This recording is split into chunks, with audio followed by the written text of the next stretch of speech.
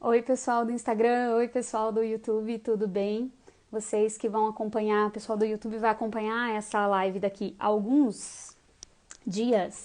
Hoje o nosso tema é fake news e a gente vai falar desse assunto, que é um assunto extremamente importante. Já chegou, eu vou apresentar ele para vocês, mas eu vou esperar ver se ele aparece, porque na verdade a gente estava com um probleminha de conexão anterior e agora vai, né? Não vai, André. Não vai, né? Vamos só de áudio, então. Tá bom, tudo bem. O importante é você estar me ouvindo e a gente estar ouvindo você, tá? Isso. Uhum. Depois vocês podem visitar lá o perfil do André, pra vocês verem o rostinho dele, porque quem não te conhece vai ficar curioso. Pois é. Então, gente, o André, eu vou apresentar de novo, porque daí esse vídeo vai ficar salvo.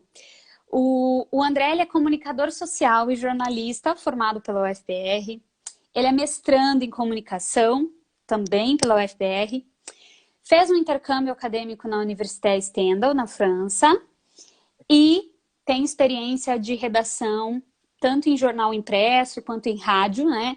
E na edição e pesquisa de perfis biográficos para a coleção de livros Vozes do Paraná, Retratos de Paranaenses, desde 2014. E ele atua desde 2015 com assessoria de imprensa. E eu fiz um convite para o André para ele nos ajudar a entender um pouquinho o que são fake news e o que é tudo isso que está acontecendo na atualidade. A gente está falando de PL, de fake news, CPMI das fake news, né? E o André, ele se disponibilizou, então, para compartilhar um pouquinho da experiência dele de jornalista e do conhecimento dele nessa área, tá bom? André, tá nos ouvindo? Você tá bem?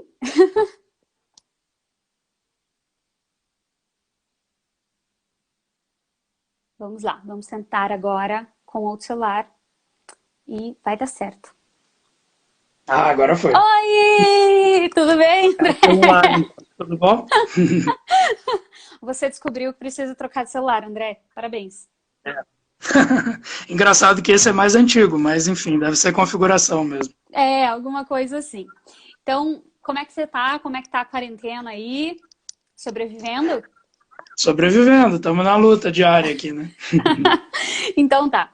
André, eu ia começar a fazer essa pergunta na live anterior que deu errado.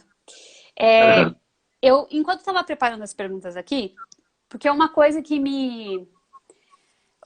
eu sempre me questiono é como as pessoas acreditam em coisas tão absurdas às vezes, né? Então, Sim. eu tinha comentado na live anterior que eu verifiquei no site do Ministério da Saúde algumas fake news com relação ao coronavírus, por exemplo, né? E, enfim, existem receitas de beber água de 15 em 15 minutos, que funciona, cura a doença. Olha só, morreu tanta gente à toa. É só beber Pois água é. de 15 em 15 minutos. Chá de limão com bicarbonato. Ou então só o chá de limão, né? Cura o coronavírus. E aí, às vezes, a gente fica se perguntando como as pessoas acreditam em coisas que aparecem que são tão bizarras, né? Hum, Sim. Uma das minhas hipóteses é que isso acontece porque as pessoas não entendem como é o trabalho de um jornalista, como é a produção de uma notícia, né? Como é a produção de uma matéria jornalística. E aí, como eu gosto de sempre começar com uma pergunta que deixa os nossos espectadores assim, eles têm uma base, né, para começar a Uhum. entender o assunto. Você pode explicar, assim, brevemente, como que um jornalista trabalha? Eu sei que isso é amplo, mas assim, por exemplo, como Uhum. que ele produz A uma rotina mesmo, matéria? né? Uhum. Como que ele produz uma matéria, por exemplo, sobre o coronavírus ou algo do gênero? Só para a gente começar o papo. Então, eu vou contar um pouquinho do que eu já passei, né, de jornal impresso, né, e rádio, que é para ter uma noção, mas acaba sendo praticamente parecido para todo mundo, né? A gente tem as reuniões de pauta de manhã, geralmente os editores dos jornais Eles já, desde cedo, eles acordam, já veem o que está na agenda do dia. Depende muito da área de abrangência do jornal, do veículo, se ele é local, se ele é estadual, se ele é nacional. Geralmente o nacional são os que fecham mais tarde, porque eles precisam do material dos estados e das atualizações, por exemplo, o Jornal Nacional. Mas assim, ficando em Curitiba aqui para a gente entender melhor, é essa questão, o editor ele tem a reunião de pauta, tanto dos assuntos que eles já vêm acompanhando, o que, que teve de novidade, o que, que não teve, o coronavírus, por exemplo, o último boletim, e dos assuntos que vão surgindo ao longo do dia, é muito dinâmico. É muito comum a gente começar o dia com uma manchete e terminar com outra totalmente diferente. Agora mais ainda, né? Então, é nesse sentido. E a gente, para ter essa apuração, a gente vai até as fontes, né? Então, a gente fala com os órgãos oficiais, fala com os especialistas. Coronavírus, a gente tem que falar com os médicos, com o pessoal que está na linha de frente, com os secretários de saúde, enfim, com as autoridades, para montar o mais apurado possível para o nosso leitor, para o espectador, para o ouvinte, né? Enfim. E o pessoal da internet também, que acompanha o dia inteiro, né? Beleza. Também relacionado a... Eu fico pensando assim, a produção da informação, a produção das matérias jornalísticas deve ter sofrido um impacto tamanho nos últimos tempos, por causa das redes sociais, né? E eu fico pensando assim, no passado, as pessoas elas tinham menos fontes de informação e, ao mesmo tempo, elas confiavam mais nessas fontes, né? Porque, por exemplo, em geral, as pessoas tinham um jornal impresso, e aí um número limitado de jornais impressos, e 1 ou 2 jornais ali nas emissoras de TV aberta. Hoje, a gente tem uma explosão de informação, né? Você tem informação no WhatsApp, no Facebook, no Instagram, todas as redes, né? Milhares de sites.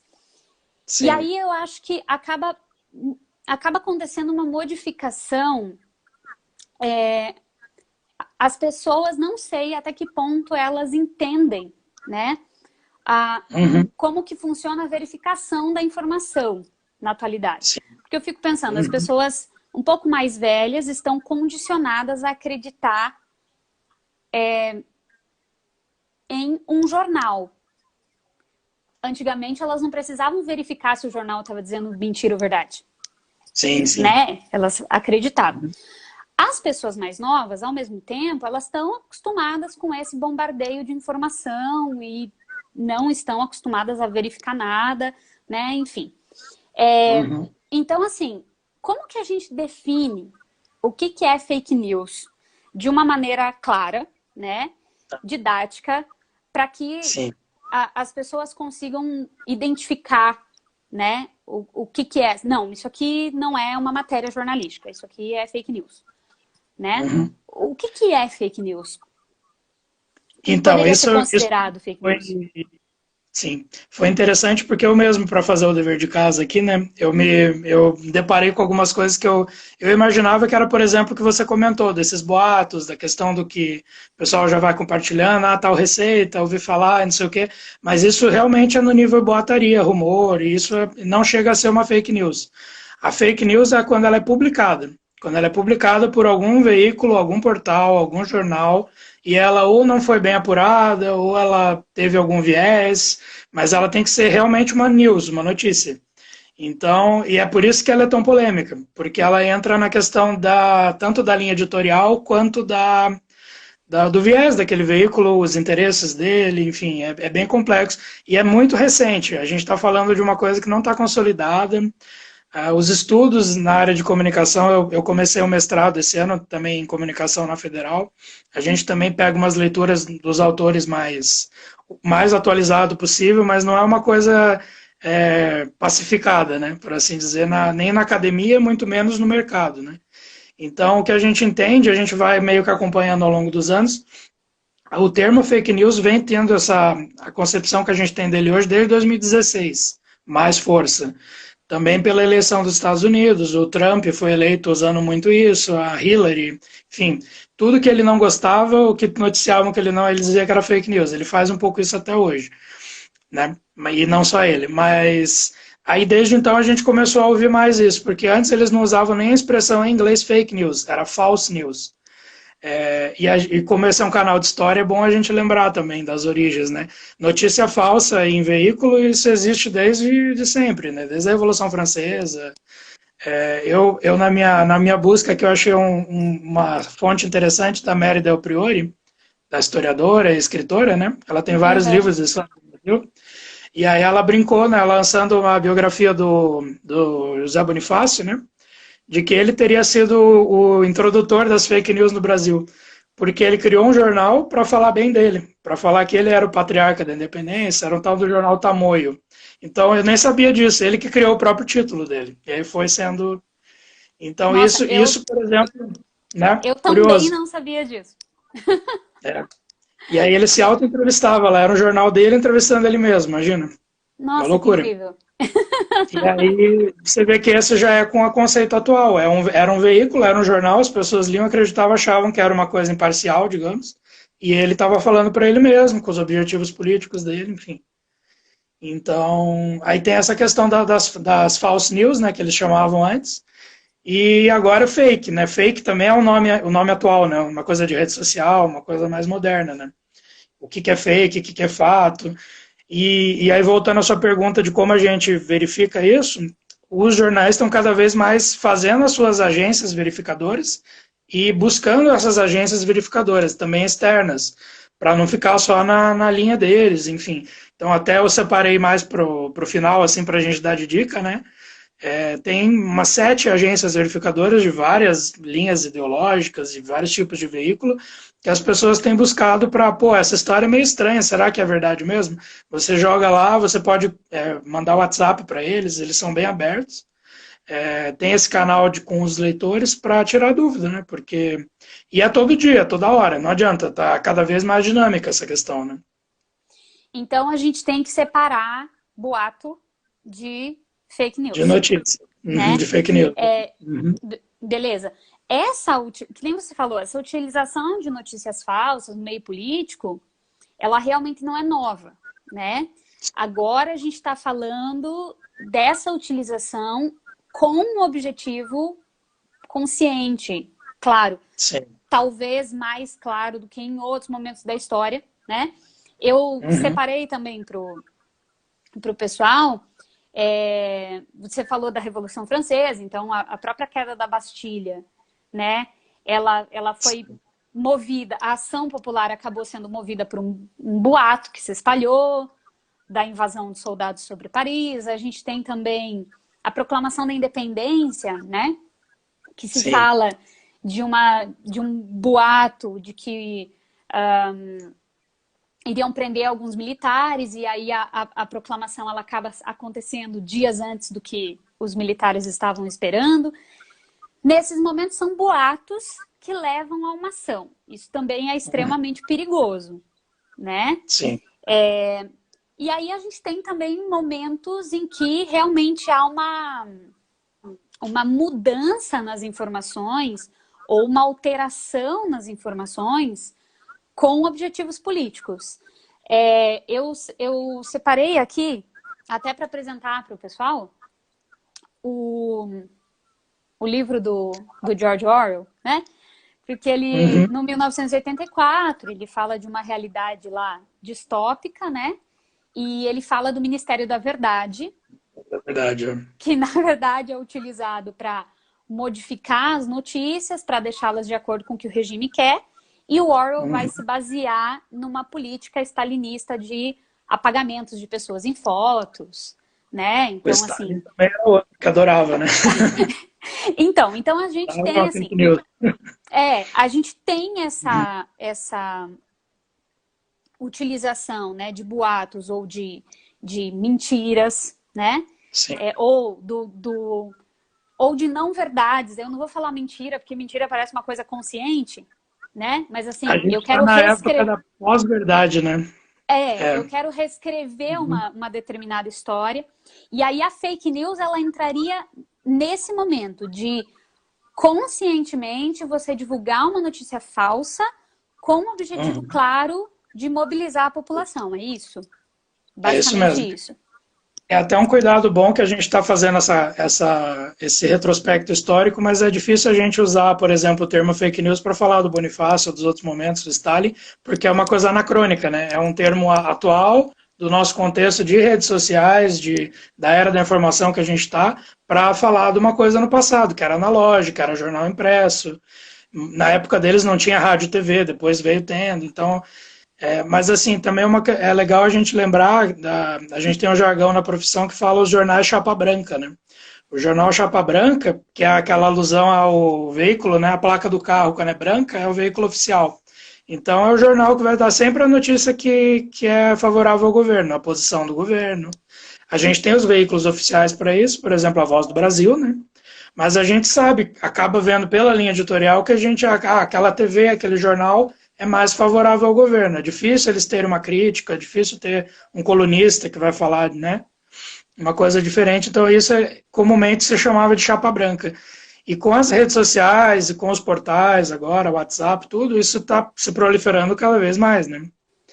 Então, esse é um cuidado, por exemplo, já fazendo um gancho do nosso roteirinho aqui, que a gente, né, Não, a gente não elaborou o roteiro, não André. elaborou, a gente teve umas ideias tudo espontâneo ali. Sim, aqui. espontânea. É só para direcionar, gente, porque é muita coisa, o tempo é muito vago. Se for, a gente vai ficar a noite toda aqui, né? Exato. Mas é a questão mais prática da CPMI, das fake news que está tendo no Congresso, enfim, o que eles estão tentando tatear esse terreno, porque é uma coisa muito difícil para todo mundo. Como que a legislação vai atuar, né, em cima disso? Então, por exemplo, a questão da propaganda. Surgiu uma iniciativa bacana, acho que foi nos Estados Unidos e agora já está se espalhando, chama Sleeping Giants. O que eles estão fazendo? Eles estão indo nas empresas falando, olha, eu tenho um anúncio de você, por exemplo, McDonald's, vocês estão anunciando nesse site aqui, ó, ele divulga fake news, ele não é um site comprovado, não tem um jornalista responsável, você tenta falar com ele, não consegue. Então, você não acha que você podia rever esse anúncio? Daí a empresa vai lá e tira o anúncio do site. Ah, realmente, obrigado por avisar, tal. E eles estão fazendo isso sistematicamente. É um pouco polêmico porque, de novo, envolve a questão editorial, não é uma coisa pacífica, não é... É difícil você cravar também, esse veículo é... Porque às vezes não, às vezes ele é a posição dele também. Pode ser que ele não apure direito, pode ser que ele esteja nessa linha, mas às vezes é a posição dele, né? Também... Eu acho que desculpe te cortar, mas é porque mandaram uma pergunta e eu acho que a gente consegue fechar um pouquinho isso. Como diferenciar um boato de uma fake news? Então, para a gente fechar essa parte de definição do conceito, né? A gente vai falar dessa iniciativa do Sleeping Giants, porque tinha até uma perguntinha aqui. E aí a gente já volta nesse tema. Como é que as pessoas, então, fecharem para a gente fechar essa parte de definição, como é que a gente diferencia boato de fake news? De fake news. Tem uma imagem que circula bastante, que foi feita pela Federação de Instituições Bibliotecárias, chama IFLA. Eles bem didático eu vou falar aqui o passo a passo, que é bem legal. A maioria delas, as pessoas com a prática já acabam aplicando. Mas é bom para a gente também ver primeiro, considera a fonte. Veja dessa fonte, de onde veio, quem que eles ouviram na matéria. O autor dela é importante, porque às vezes ele também pode ter alguma coisa. A data, isso as pessoas já estão mais antenadas. Porque às vezes é uma notícia, mas é uma notícia de 5 anos atrás, em outro contexto, as pessoas estão indignadas compartilhando achando que é de agora. Faz toda a diferença, né? Por exemplo bobo, falar alguma coisa do Congresso, o Congresso na época do governo Lula, Dilma, Temer, era outra coisa do de agora. Então não dá para você compartilhar, olha o que o Congresso está fazendo. Calma, essa notícia é velha. Isso também configura fake news. Se você está passando adiante uma notícia velha sem ver, ela também é fake. Ver se é uma piada. Também muita gente às vezes cai num site satírico, sensacionalista. Tem vários, né, por aí. Às vezes o site ele quer fazer para você achar que ele é de verdade, mas não é. É piada. Então confere. E, na dúvida, consultar os especialistas. Procure alguém, essas agências verificadoras que a gente vai comentar depois. Se você tem algum conhecido da área, geralmente as pessoas às vezes conhecem ou confiam em alguém, aquele cara que você escuta no rádio, a TV, enfim. corre atrás, procura, ou dá um Google. O Google ajuda bastante também.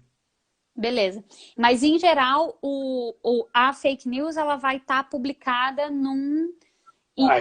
em algo que se Em intitula algo como que um jornal. ou num jornal propriamente dito, um portal, uma página, ou uma que pareça uma página. Mas, em geral, ele tem essa coisa. Tanto que o pessoal que faz fake para WhatsApp, grupo de WhatsApp, eles até copiam, às vezes, a barrinha do G1. Eles são bem manipuladores quando eles querem. A pessoa vai no descuido, olha a miniatura, não lê tudo. É importante abrir o link, ler a matéria completa, porque às vezes a fake news está no título. Então, é a coisa da prática mesmo. A gente que é jornalista já bate o olho e sabe, mas para o pessoal no dia a dia acaba sendo pela prática mesmo. Beleza. Então, a gente tem aí algumas iniciativas que tentam coibir as fake news. Você falou do Sleeping Giants, né? Eles têm atuado no Brasil, eu tenho inclusive acompanhado, seguido o Instagram deles, né? Eles têm focado aí uma série de sites. E a gente tem uma comissão parlamentar mista de inquérito sobre as fake news, né? Que foi criada para investigar ataques cibernéticos ligados noticiam mensagens contra a democracia, enfim. E também está investigando a utilização de perfis falsos para influenciar os resultados das últimas eleições de 2018. E aí a gente tem também em discussão um projeto de lei, né, que tenta conter a disseminação das fake news. Enfim, as pessoas têm levantado problemas nos dois, né? Tanto na CPMI quanto na PL. Mas eu queria saber para você, André, assim, como jornalista, né? Eu sei que talvez isso pareça muito básico, mas para as pessoas conseguirem entender, porque a proposta desse quadro é ser básico, né? É didático, né? É ser didático. O que ancora esses dois, tanto a CPMI quanto a PL, é o discurso de que fake news são uma ameaça à democracia, né? Então, assim, para uma pessoa comum, né, que talvez não esteja tão ligada a questões políticas, que talvez não consiga acompanhar tudo isso que está acontecendo, por que as fake news, a disseminação de fake news, podem ser consideradas uma ameaça à democracia? Pergunta profunda, né? Mas também é uma daqueles casos que a gente comentou que está sendo, aos poucos, tanto o meio jurídico quanto o meio da imprensa tentando lidar com isso. Na verdade, dá para dizer porque eles já alteraram o rumo das eleições nos Estados Unidos, no Brexit, na campanha, né, para o Reino Unido sair da União Europeia, e na nossa eleição, como você comentou, de 2018. Isso já é palpável.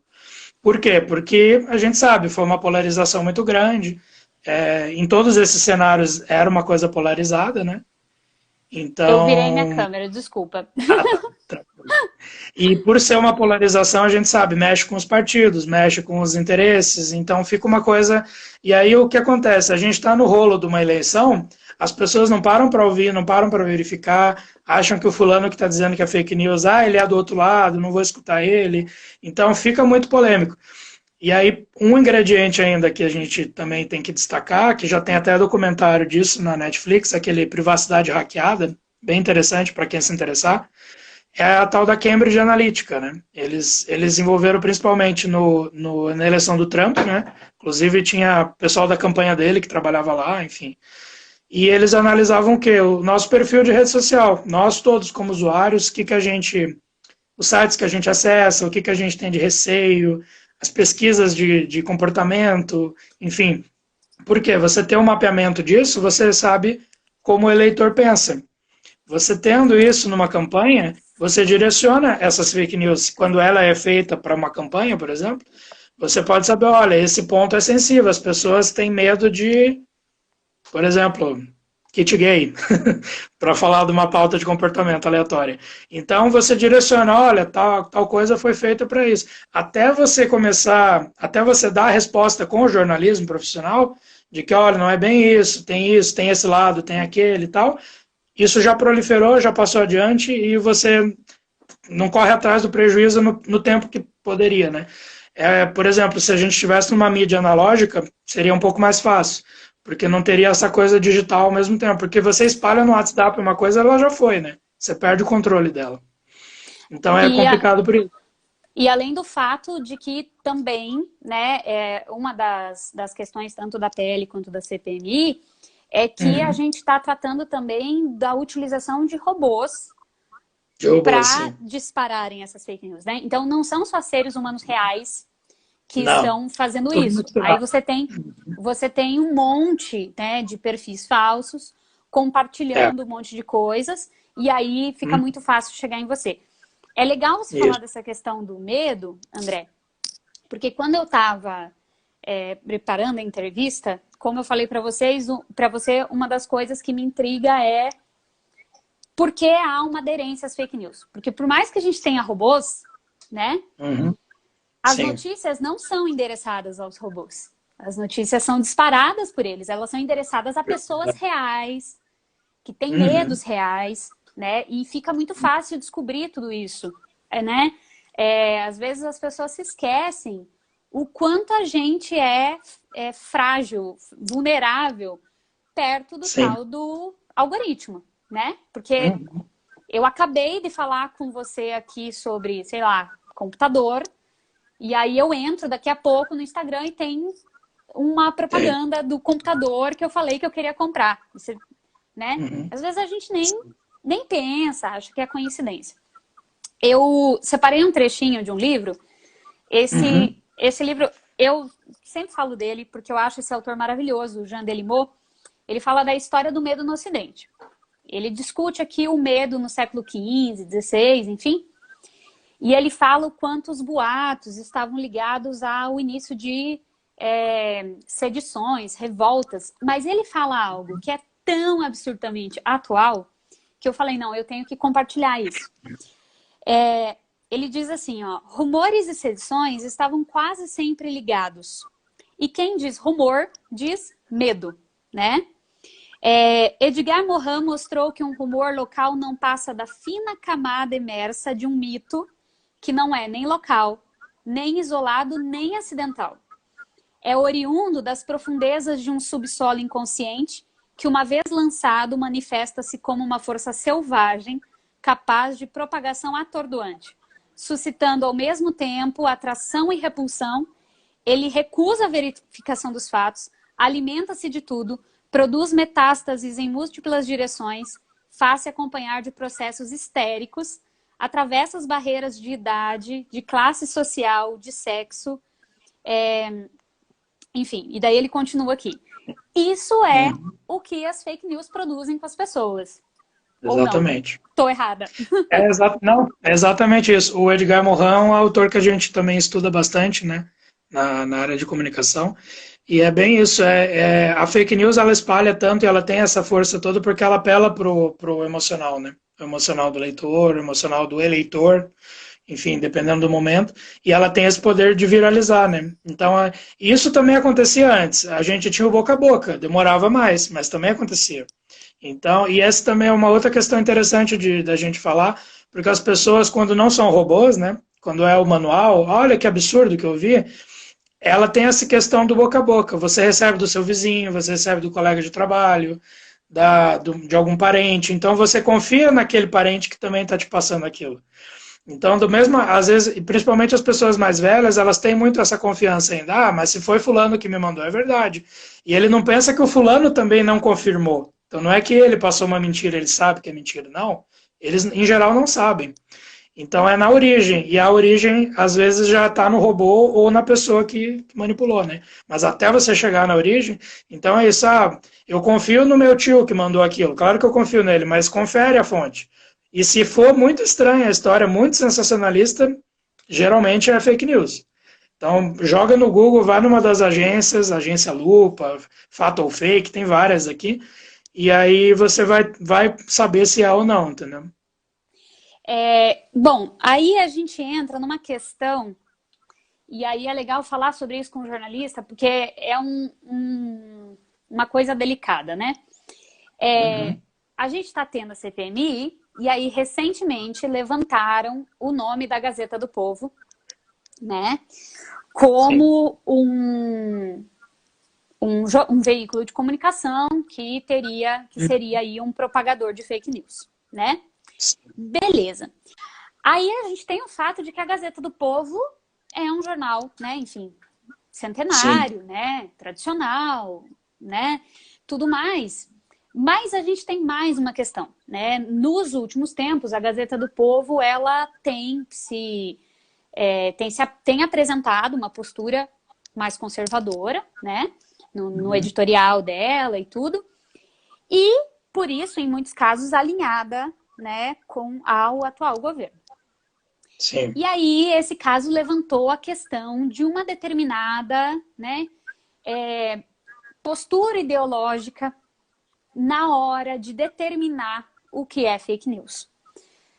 Parece muito fácil determinar o que é fake news, discurso de ódio, né? Então, o Sleeping Giants, ele pelo que eu tenho acompanhado, ele fala muito isso. Olha, quando ele marca as empresas, ele fala, olha, você está fazendo divulgação do seu produto num site que divulga fake news e discurso de ódio, né? Sim.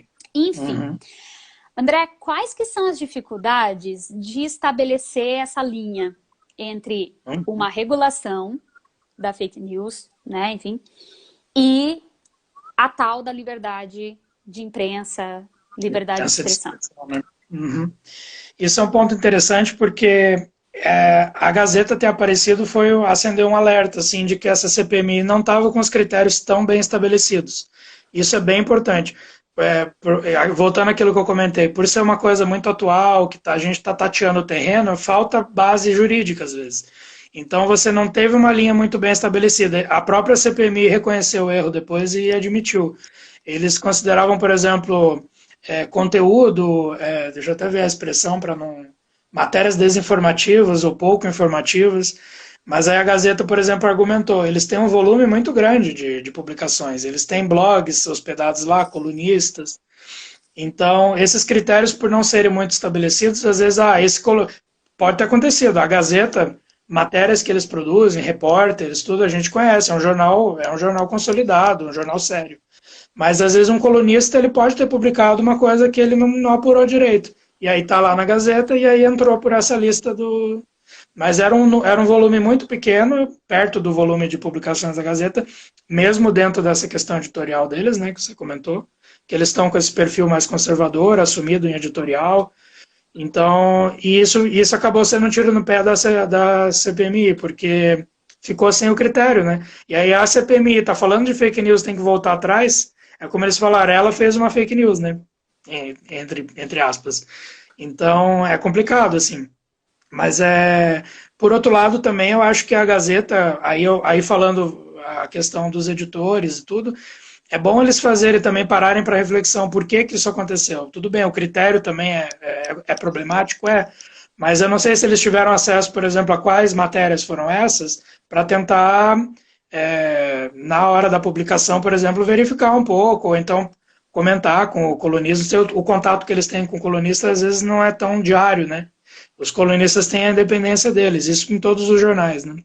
Mas tentar, às vezes, olha, apure melhor, porque isso aí acaba pegando mal para o veículo como um todo, né? Se isso for em volume, né? Porque o veículo tem uma responsabilidade também, né? Afinal, como é ele quem tem a... Sim. É ele quem legitima a notícia, né? Por exemplo, no caso da Gazeta do Povo...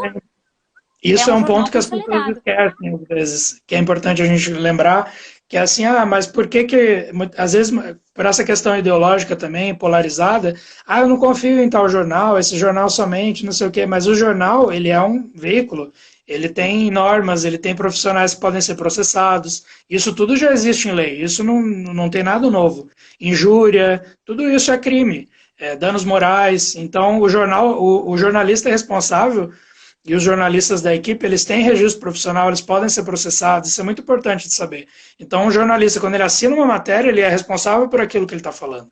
E isso é muito importante. O anonimato nas redes sociais, às vezes, é o que garante essas pessoas publicarem o que elas quiserem e não terem responsabilidade disso.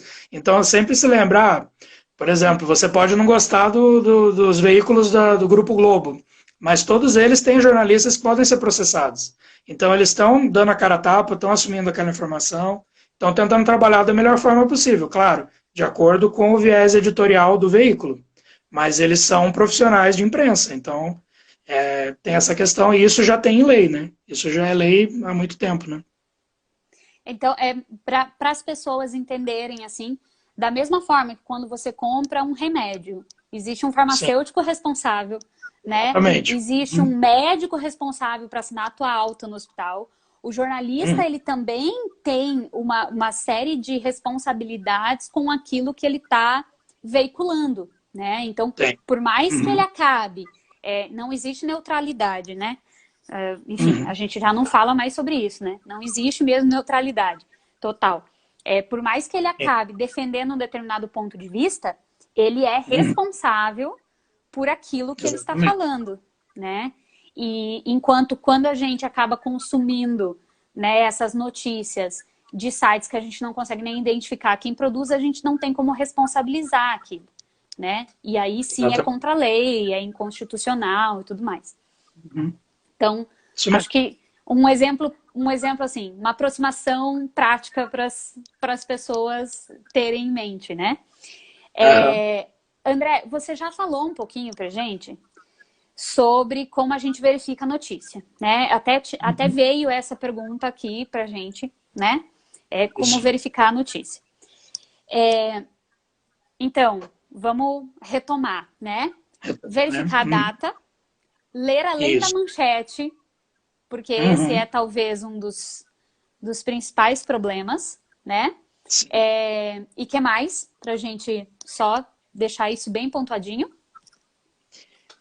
Então, a data, ler além da manchete, ver se o portal, o autor ou a fonte é confiável, porque às vezes pode acontecer também, da pessoa, ela no calor ali da apuração, geralmente a breaking news, que é aquela que a gente fala que acabou de acontecer, você publica, aquela às vezes tem muita barrigada, para usar outra expressão, barrigada é quando você não apura direito, você deu uma furada ali.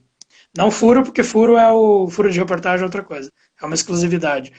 Então você confira essas coisas. E outra listinha que eu tenho aqui, essa foi numa palestra, quando eu atendi o Sindicato das Escolas Particulares, do Sinep, aqui do Paraná. A gente fez uma palestra uma vez na última eleição, acho que foi a de 2018 mesmo. E aí também tentando entender, e para essa questão dos professores, das escolas e tal, como eles ensinaram os alunos o que era uma fake news também, foi bem bacana. E aí também era assim, o que não é fake news, que também é importante. O que não é uma fake news? Se uma informação ou visão de mundo da qual a gente discorda. Se você discordou,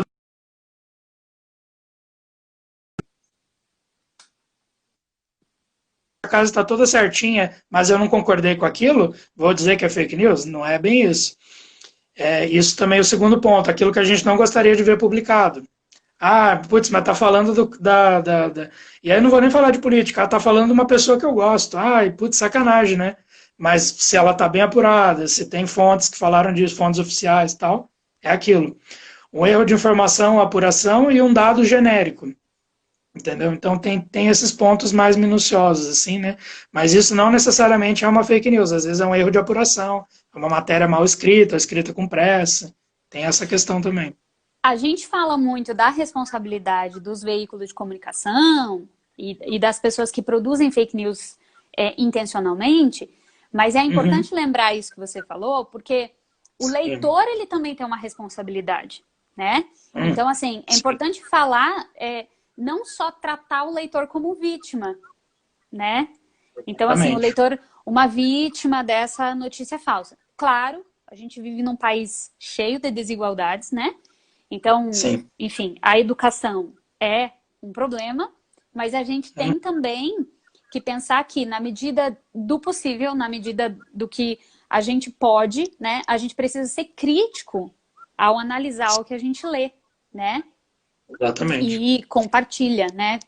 Assumir uma responsabilidade, porque as redes sociais acabam também tirando essa responsabilidade da gente, né? Você vai compartilhando e não para sequer para pensar. É verdade. E aí, André, eu queria te perguntar uma coisa.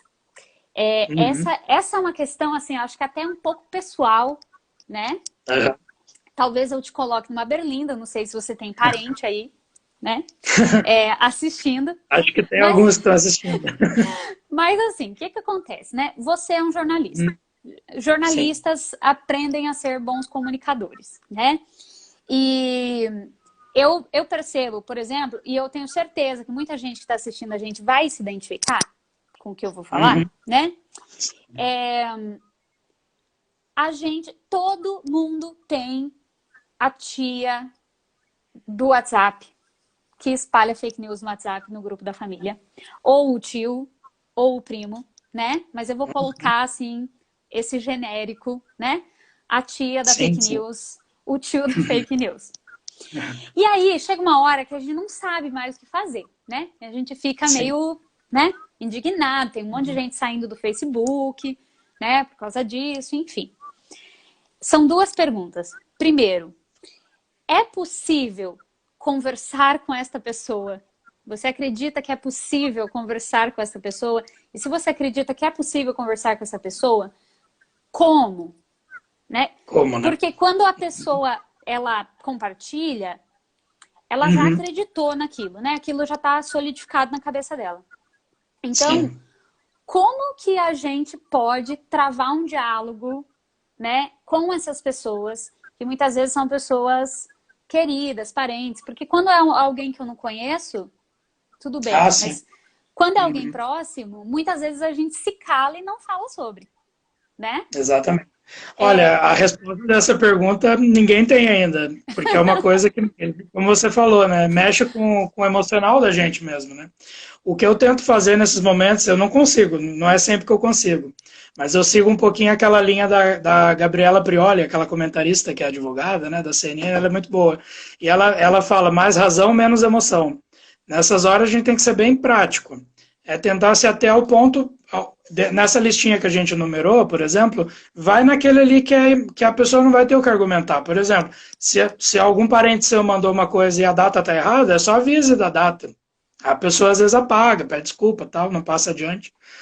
Mas é complicado, porque a gente sabe que mexe com os humores. E quando a gente está em campanha, esse ano a gente está em pandemia, ninguém quer pensar nisso, não é hora disso, mas vai ser um ano eleitoral municipal. Então, de novo, vai mexer com os humores de todo mundo e tal. Então, você tenta na medida do bom senso, né? Assim, eu pessoalmente, o que eu faço?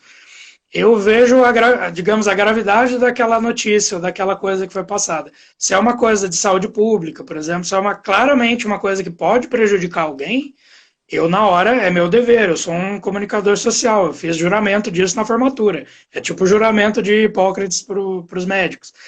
Você tem o dever de informar. Você está vendo uma mentira, uma coisa desinformada, não por maldade, mas porque está sendo passada, você tem que falar. Agora, se você está vendo que é uma coisa que, tá, ok, é uma bobeira, às vezes é uma piada, às vezes deixa quieto. Tem que ver pelo perfil da pessoa também, se aquilo vai te incomodar, se aquilo vai fazer mal para alguém. Isso também tem um exemplo triste, infelizmente, do Brasil. O sarampo tinha erradicado. sido erradicado, obrigado, do país, acho que há 1 ou 2 anos. Estavam todo mundo comemorando, uma coisa linda. Finalmente, né, depois de anos de campanhas e tudo, o que aconteceu? Começou o movimento anti-vacina a espalhar de novo. Mas para que tomar vacina? Não sei o que aconteceu? O sarampo voltou e voltou com força, porque as pessoas pararam de se vacinar. Isso é uma coisa que é um absurdo. Isso não é questão de liberdade de expressão ou de opinião, gente, é saúde, né? Então, isso todo mundo tem que se informar. Tudo bem, tem gente de alguns grupos, dependendo, religioso, alguma coisa que tem os motivos deles. Mas aí é motivo dele, é de foro íntimo dele. Mas se você começar a espalhar isso e desinformar, porque isso sim é desinformar, não é opinião, né?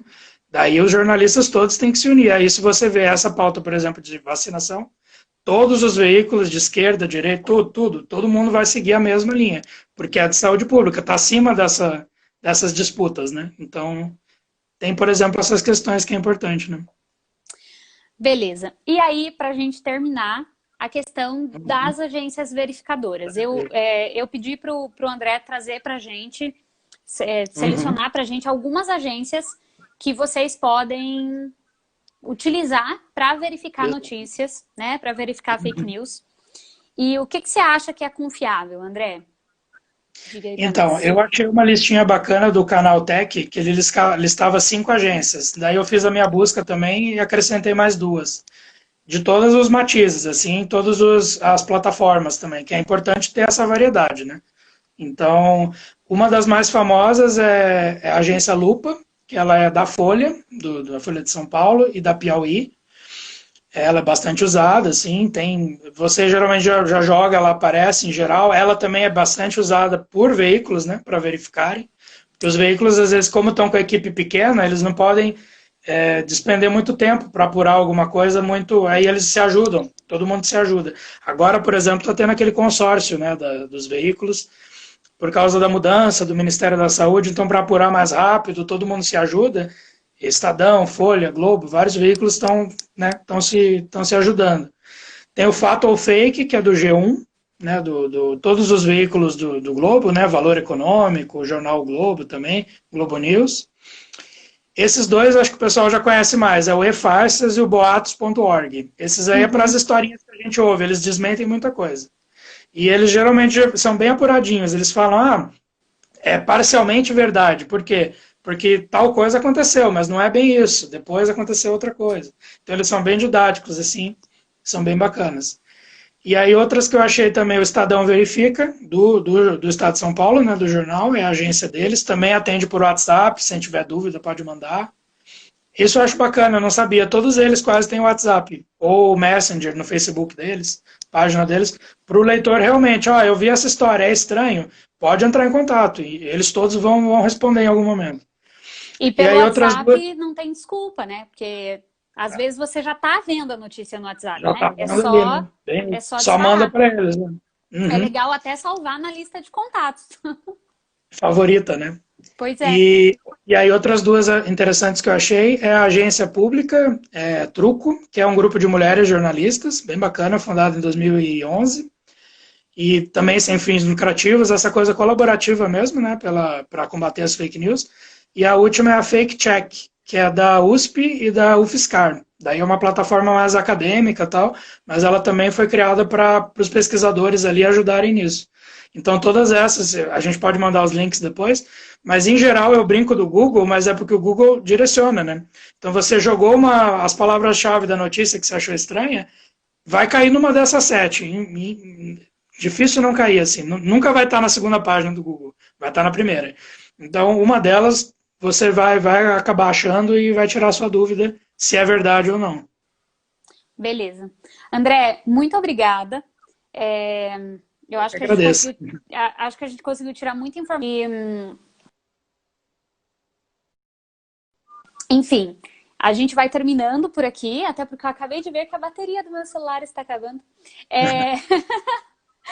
Eu queria convidar todo mundo para assistir na semana que vem. A gente vai ter uma entrevista com uma historiadora e bacharel em Direito, a Rochelle Bazaga. Ela vai falar sobre os pedidos de intervenção militar no país, né? Outro assunto, enfim, que dá o que falar, né? Então tá todo mundo convidado, é terça-feira que vem às 8 horas. E você pode acompanhar todas as nossas entrevistas no IGTV e no meu canal no YouTube, que é o Histórica, tá? André, quer se despedir do pessoal, dar o seu boa noite? Fique à vontade. E agradecer o convite, né, porque é muito bacana. Sempre essas discussões são legais porque acrescentam, né? Como a gente falou, não são temas que estão definidos, todo mundo tem dúvida, é normal. A própria questão do projeto de lei, eu acho que vai ser ainda bastante debatido, tem que ser debatido com a sociedade, a gente, né, vive numa democracia, todo mundo tem que ser ouvido, dar pitaco, não pode ser, eu acho que a maior polêmica até é por isso, não pode ser uma coisa a toque de caixa, imposta, porque a chance de ter problemas é grande, e aí independente do viés político, mas tem que ser debatido, né? E é um tema que a gente todo dia está vendo no noticiário, está acompanhando e tem que ficar por dentro. É a nossa função de cidadão também, né? Conferir o que a gente passa para frente, o que a gente compartilha. Se todo mundo fizer a sua parte o mínimo possível, assim a gente já ajuda, né? Não espalhar o medo também, né? Pandemia, tudo, tem que se cuidar, né? Pois é. E é isso aí. Obrigado. Beleza, André. Obrigada a você, gente. Boa noite para vocês. todas essas páginas que o André citou, enfim, eu vou disponibilizar para vocês nos stories aí a partir dos próximos dias, tá? Algumas reportagens que ele me mandou, eu também vou colocar os links para vocês terem acesso e poderem ler, poderem se informar mais sobre o assunto, tá bom? Muito obrigada, André, pela disponibilidade, pelas informações, enfim, pela sua dedicação, se preparar para essa entrevista. Obrigada a todo mundo que assistiu. Até semana que vem, tá? Nós estamos aqui de novo na terça-feira, às 8 horas. Tchauzinho, boa noite. Obrigado, boa noite.